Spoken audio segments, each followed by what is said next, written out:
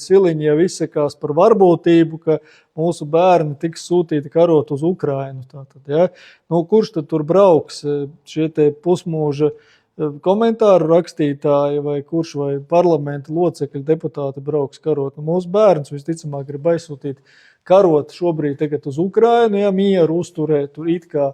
Un kas notiks tajā brīdī, ja šonakt Trumps tomēr paziņos par to, ka ASV izstājas no NATO, kas tad notiks, tad mēs būsim sakašķējušies gan ar ASV, gan būsim jau gandrīz vai tā kā ar stāvokli ar Krieviju aizsūtot savus cilvēkus karot, un ko tad mēs darīsim tālāk. Nepietiek jau ar to, ka Vienotība ar kompanioniem jau miljonus cilvēkus ir izdzinusi no Latvijas projām. Ja? Šī dzimstība, mirstība, emigrācija šobrīd jau vēl atlikušos gatavojas nolikt kaujas laukā kaut kur svešās zemēs cīnoties. Nav saprotams vispār par ko, ja, par šiem te mūsu budžeta izzadzējiem vai par ko būtu jāiet cīnīties šobrīd.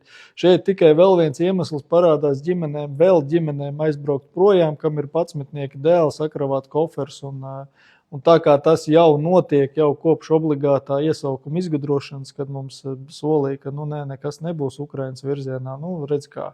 Jā, situācija pavēršās. Ir arī, protams, otra alternatīva, nebraukt nekur projām, bet tikt vaļā beidzot no šīs te vārzas, kas mums ir uzkundzējusies. Jā, pirmā iespēja mums būs pašvaldību vēlēšanas, ja mēs tik ilgi, protams, šeit noturēsimies. Pastāvīgi biedē ar Krievi nāks, un Krievi nāks, tur 30 gadus viņiem jau nav jānāk. Jūs paskatieties matemātiski, kas ir noticis, neviens vēl nav atnācis, un mēs jau esam miljonus mazāk. Ja? Un te atlikušos vēl grib jau pašlikvidēsimies paši, ja, te varēs ienākt tukšā zemē vai katrā gadījumā vairāk Melnīksnē, ja, kur latviešu vairāk nemaz nebūs. Nav vajadzības mūsu militāri pat iekarot izskatās. Mēs te visu paši daram ļoti sekmīgi.